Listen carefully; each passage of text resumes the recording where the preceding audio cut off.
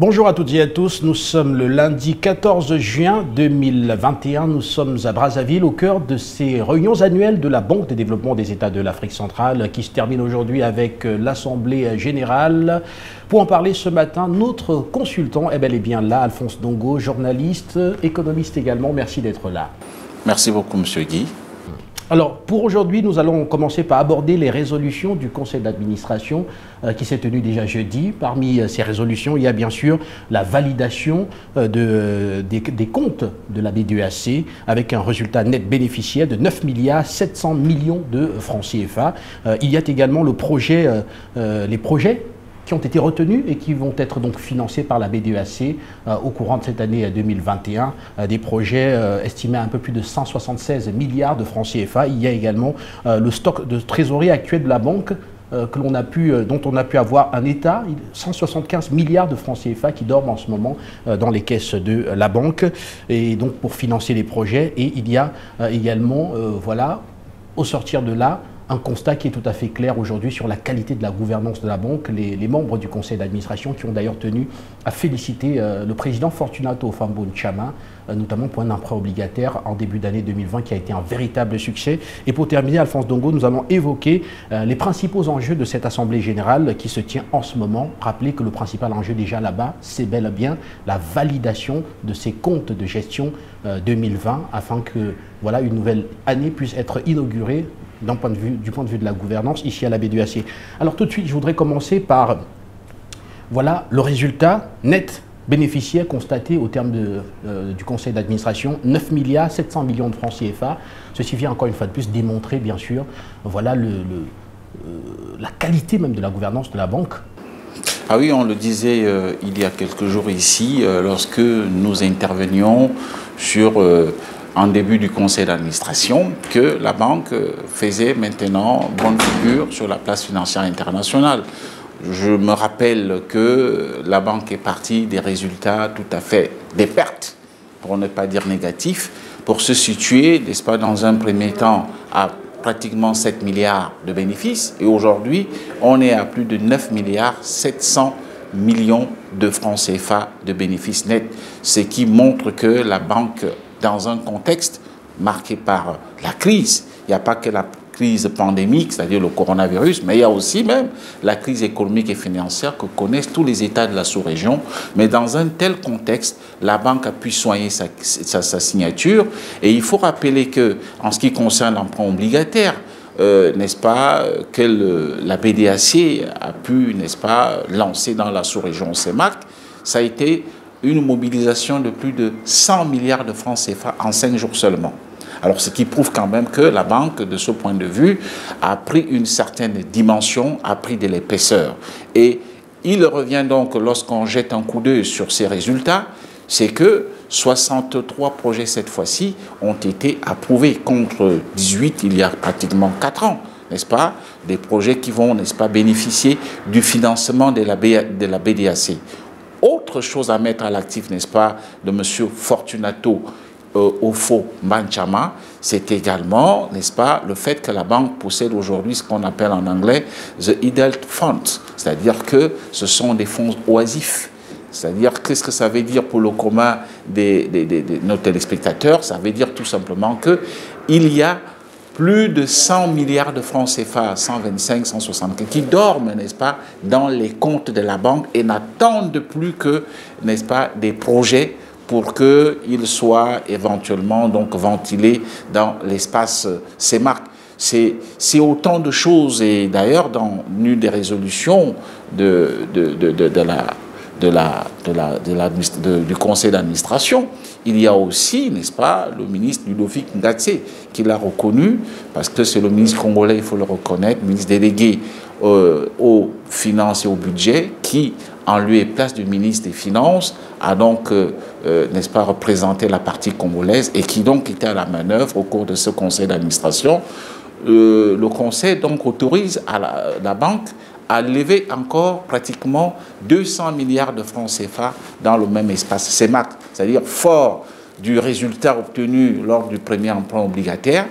Là, il y a eu donc le conseil d'administration, c'est-à-dire les États, BAM et les actionnaires autorise donc, n'est-ce pas, à la banque à lever à nouveau pratiquement 200 milliards de francs CFA. C'est des résultats aujourd'hui qui sont, pour moi, ça peut donner l'impression que ce n'est pas du réel au regard de ce que moi je connaissais de cette banque. Il y a pratiquement 5 ans, 10 ans, la banque n'avait plus obtenu de résultats positifs. Donc pour moi, c'est quelque chose qui va davantage renforcer la crédibilité de la banque, déjà qu'elle est renforcée. Mais j'ai suivi une question que vous posiez à monsieur le président sur ce plateau pour dire, mais où va s'arrêter finalement la gouvernance, la qualité de la signature de la banque, tellement les résultats ne font qu'aller dans le bon sens. Donc c'est tout à l'actif, franchement, n'est-ce pas, de la bonne gouvernance qui a été mise en œuvre dans cette banque pour pouvoir, n'est-ce pas, booster l'économie de la sous-région. Au terme de ce conseil d'administration, l'on a également retenu qu'un ensemble de projets vont être financés en cette année 2021 par la banque, un peu plus de 175 milliards de francs CFA de projets. Cela montre encore une fois de plus déjà la confiance des économies de la sous-région vis-à-vis de la banque, parce que les opérateurs continuent de solliciter massivement la Banque de développement des États de l'Afrique centrale. Mais cela montre également la qualité, le stock de trésorerie qui est un stock assez important et qui est très connu aujourd'hui via la communication par ces opérateurs de la sous-région qui savent avant tout que la BDAC est cet outil de financement aujourd'hui de référence. Un outil de financement de référence, vous le dites bien, d'autant plus qu'il y a 4 ans, il n'y avait que 18 projets qui étaient retenus. Et si on va dans un passé plus lointain, ça veut dire qu'il y avait même, il y avait plus de financement. La banque n'existait que de nom, il n'y avait que cette architecture, mais du point de vue de la vie même de la banque en rapport avec l'objet, n'est-ce pas, qui a été au centre de sa création, la banque ne jouait plus son rôle. Aujourd'hui, on est quand même à 63 projets qui ont été, n'est-ce pas, retenus pour financer l'économie de la sous-région. Et cela montre que, au-delà des institutions, des partenaires au développement, qui également concourent au développement de cette sous-région, mais la BDAC est pour moi aujourd'hui, je peux dire, l'outil de référence en matière de financement, de développement. Et il y a une chose à retenir, si la banque à un moment donné avait axé ses financements sur le secteur public ou parapublic, aujourd'hui on constate que dans les projets qui sont retenus, il y a aussi bien des partenaires publics, mais aussi des partenaires privés. Et vous savez que ce sont les privés qui font, comme on dit, ce sont les entreprises qui sont au cœur du développement aujourd'hui, si on peut s'en tenir, n'est-ce pas, à la référence du libéralisme économique. Et donc aujourd'hui, la banque est vraiment à la manœuvre. La banque essaie d'apporter, d'injecter assez de trésorerie. La banque qui elle-même aujourd'hui est comme sur liquide, parce que j'ai parlé tantôt des fonds oisifs. Des fonds oisifs, ça veut dire c'est de l'argent qui est, n'est-ce pas, qui se trouve, qui dort ou qui somnole dans les comptes, n'est-ce pas, de la BDAC, et on attend des projets. Là, il y a des projets qui ont été retenus, et nous constatons qu'il y a aussi une certaine rigueur qui est mise dans le choix des projets, dans la qualification des projets, parce qu'il y a une certaine expertise qui est sollicitée par la BDAC pour rompre avec le passé, où on avait, n'est-ce pas, on avait des financements qui n'étaient pas tout à fait en phase avec les éléments fondamentaux qui caractérisent l'octroi d'un crédit, c'est-à-dire la rentabilité, la possibilité de rembourser, c'est-à-dire d'amortir ce crédit.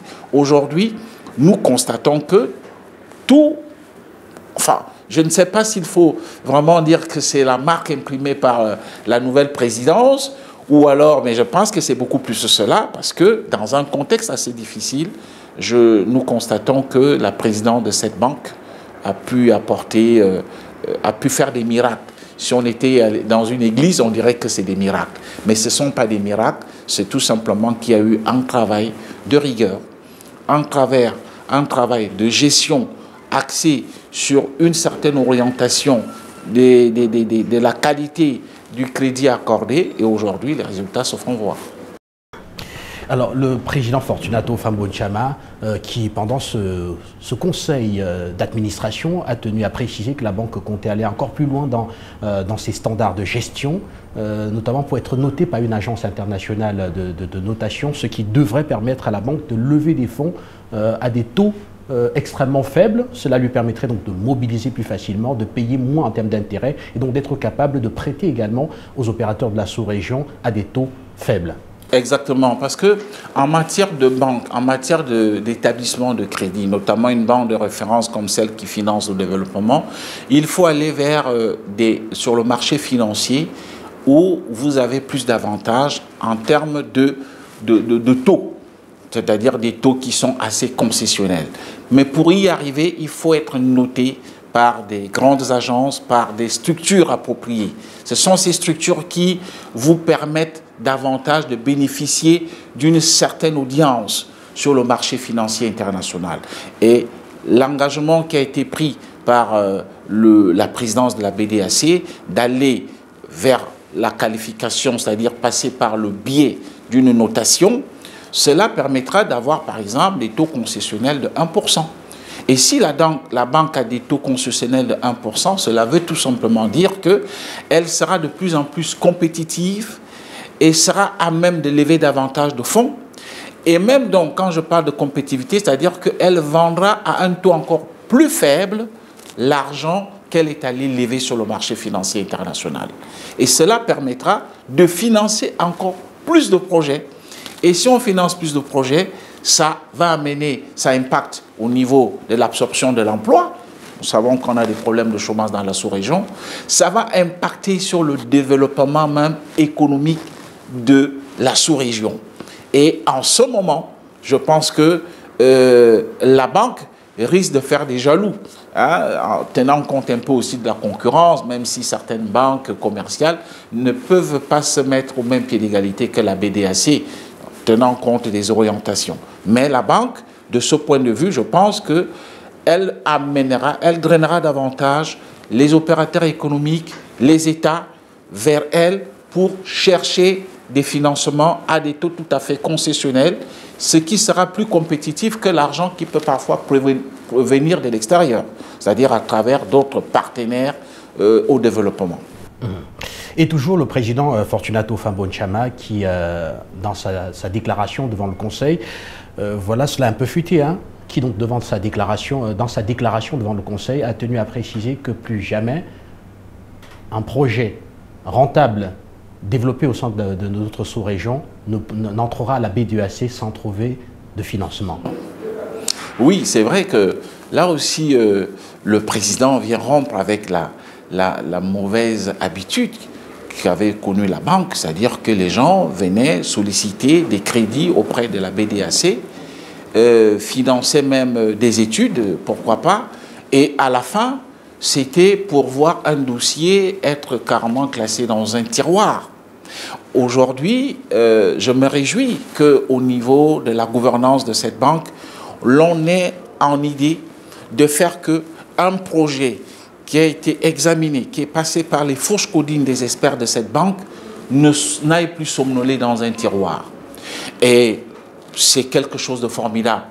On ne voit pas trop des banques, n'est-ce pas, de même nature. Hein. Je vous apprends qu'il y a des banques, on ne va pas faire des jaloux pour ne pas les citer, qui sont dans d'autres espaces économiques comme le nôtre, qui n'arrivent pas à faire ce que la BDAC est en train de faire aujourd'hui. Je rappelle que ce qui est surtout pour moi remarquable, c'est que c'est quand même dans un contexte assez difficile.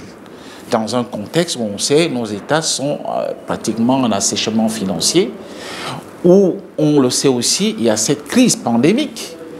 Nous, on se serait attendu que les résultats décrochent un tout petit peu, tenant compte, n'est-ce pas, de ces éléments que je viens d'évoquer, mais nous constatons que les résultats sont plutôt en nette croissance. Et même la banque, donc, est en train de vouloir amener, n'est-ce pas, à faire que le taux de couverture, n'est-ce pas, de financement soit certainement peut-être à 100%, puisque la banque dit qu'elle ne voudrait plus voir un projet bien tenu, rentable, ne pas bénéficier du financement de la BDAC, ce qui est quelque chose de remarquable. Et l'autre élément assez déterminant, c'est que la banque a déclaré qu'en 2020, aucun appel de fonds n'a été émis vis-à-vis de la BDEAC sans trouver de financement. C'est-à-dire que tous les projets financés par la banque sur le terrain en ce moment ont de la liquidité à disposition pour pouvoir être menés à bien. Ça rejoint ce que je disais tantôt. Ça veut dire même déjà qu'actuellement, la banque qui est en situation de surliquidité réussit donc à financer tous les projets qui sont retenus. Et c'est une excellente chose parce que l'image que la banque maintenant renvoie auprès de ses partenaires, c'est-à-dire auprès également de potentiels investisseurs de la sous-région, c'est que maintenant, elle est crédible. Parce qu'à un moment donné, plus personne n'osait solliciter les financements de la BDAC, sachant qu'un financement, enfin sollicité ici, restait pratiquement lettre morte. Et donc aujourd'hui, la banque a des moyens de sa politique. Et au-delà, parce qu'on a parlé tout à l'heure des fonds oisifs, on a parlé donc de cette surliquidité qui fait que la banque est dans une position assez confortable au niveau de sa trésorerie, ce qui lui permet de financer tous les projets qui ont été soumis à son approbation. C'est quelque chose d'extraordinaire. Et vous le savez, on en parlait sur ce plateau en ce qui concerne d'autres pays qui sont hors zone CEMAC, qui commencent à frapper à la porte de la banque, tenant compte effectivement de cette embellie, tenant compte de cette trésorerie renforcée. C'est notamment le cas de la République démocratique du Congo. Donc je suis à un moment donné en train de me demander, est-ce que la banque, avec tout ce qu'elle est en train de mener comme excellent travail, est-ce qu'à un moment donné, les cas de cette banque et les ressources humaines qui sont sollicitées à cet effet ne vont même pas être débordées? Parce que un pays comme la RDC qui frappe déjà à la porte de la banque, demain ça pourrait être, pourquoi pas, le Burundi, ça pourrait être le Rwanda. Et c'est quelque chose de formidable. En tout cas, moi, quand quelque chose est bien, il faut reconnaître que c'est bien. Parce que le problème de nous les Africains, c'est que même lorsque quelque chose est bien fait, on a toujours tendance à vouloir grommeler en train de dire que ce n'est pas bien fait. Moi, je tire un chapeau à la présidente de cette banque, à laquelle moi, au regard des chiffres, au regard de l'article que j'ai eu à écrire sous de l'Oguélé, pour moi, c'est une banque morte. Je commençais même à me demander pourquoi est-ce qu'on devrait parler de banque de développement des États de l'Afrique centrale. J'ai été l'un des acteurs qui pensait qu'il fallait tout simplement signer l'acte de décès de cette banque. Parce que les gens avaient des gros salaires ici pour ne rien faire et pour ne même pas être en phase avec l'objet de cette banque qui est notamment le développement du secteur économique privé et public. Donc aujourd'hui, moi je me réjouis. Je me réjouis du fait que la banque soit dans cette situation tout à fait confortable, que la banque, même lorsqu'il y a, par exemple, des retards dans le cadre de l'amortissement de certaines dettes, que la banque ne se trouve pas en difficulté. Parce que c'est ça aussi la solidité d'une banque. La banque n'est pas seulement en termes d'économie bancaire. Il ne faut pas avoir une banque qui attend prêter de l'argent en attendant qu'il y ait le retour sur investissement par rapport à un prêt qui a été accordé auparavant. Mais la banque aujourd'hui a les moyens de sa politique et nous nous en réjouissons tout en espérant que ceux qui sont à la manœuvre, c'est-à-dire les dirigeants, nos chefs d'État, parce que ce sont eux qui sont les propriétaires de cette banque, qu'on fasse toujours confiance à des gens qui apportent un peu plus dans le cadre du développement de la sous-région. En tout cas, moi, il faut tirer un coup de chapeau à M. Fortunato Ofambonchama, le président de cette banque, qui a apporté une certaine dynamique. Lorsque quelque chose est bien fait, nous devons, en tant que fils de la sous-région, en tant qu'Africains, reconnaître. Je crois que s'il était un Européen, qu'on lui aurait déjà tissé une couronne de laurier sur la tête. Parce que moi qui connais comment cette banque était dans une phase décadente, je constate que cette banque est en train de revivre. Et donc, nous en appelons parfois à ceux qui sont les propriétaires de cette banque, parce que ce sont les États de la sous-région CEMAC qui sont les propriétaires de la BDAC, que c'est au niveau institutionnel, au niveau des gouvernants, que la politique à un moment donné ne vienne pas s'y mêler. C'est-à-dire que nous ne souhaitons pas qu'il y ait des interférences de certains chefs en haut lieu pour solliciter des crédits sans nantissement, des crédits à blanc, parce que c'est ça qui a coulé la banque par le passé. Et je crois que le président de la BDAC est en train de marquer, n'est-ce pas, son passage ici. Nous souhaitons que ce travail puisse continuer et que, franchement, cela contribue davantage au développement de la sous-région. Merci à vous, Alphonse Ndongo. Nous allons bientôt sortir de cet entretien, mais ce ne sera pas avant d'avoir, une fois de plus, développé cette évolution de l'activité de la banque. Vous l'avez dit tout à l'heure, d'ailleurs, dans cet immeuble, il y a un travail, il y a un projet d'extension qui est mené. Il y aura une augmentation justement des capacités, aussi une rénovation entière du bâtiment pour donner des standards qui soient à même de pouvoir porter justement cette évolution exponentielle, cette croissance exponentielle de l'activité. Et ceci vient simplement montrer que dans le futur, eh bien, la banque va devoir travailler encore plus. Oui, lorsqu'on jette un coup d'œil sur cet immeuble qui est quand même suranné, hein, au regard, n'est-ce pas, de la nouvelle architecture, de l'architecture moderne qui est à la mode aujourd'hui. Oui, ce qui fait aussi la force d'une banque, c'est parfois aussi ses immobilisations. Quand vous voulez faire confiance à une banque, vous tenez compte, n'est-ce pas, de ce que vous voyez, des immobilisations, c'est-à-dire, ça peut être son bâtiment. Et en ce qui concerne cette banque, l'image qu'elle a aujourd'hui, la trésorerie qui s'est renforcée aujourd'hui au niveau de cette banque ne permet plus, ce n'est pas en adéquation avec cet immeuble. Et donc, nous voyons que des grands travaux, des travaux d'envergure sont menés ici pour essayer de faire un coup du neuf, de rénover un peu cet immeuble, ce qui, je pense, que va constituer encore un meilleur cadre de travail, non seulement pour ceux qui travaillent ici, mais aussi renforcer la confiance même des partenaires. Parce que vous ne pouvez pas aller mettre votre argent lorsque d'emblée vous avez l'impression que c'est lui ou celle avec qui vous traitez présente des signes de misérabilisme. Et donc en ce qui concerne la banque, moi j'apprécie. Je pense que ça va davantage aussi embellir la ville hein, de Brazzaville. Et puis ça contribue, n'est-ce pas, au rayonnement même de l'Afrique centrale, parce que la BDAC n'est pas seulement faite pour la Brazzaville, elle est faite pour l'ensemble de la sous-région.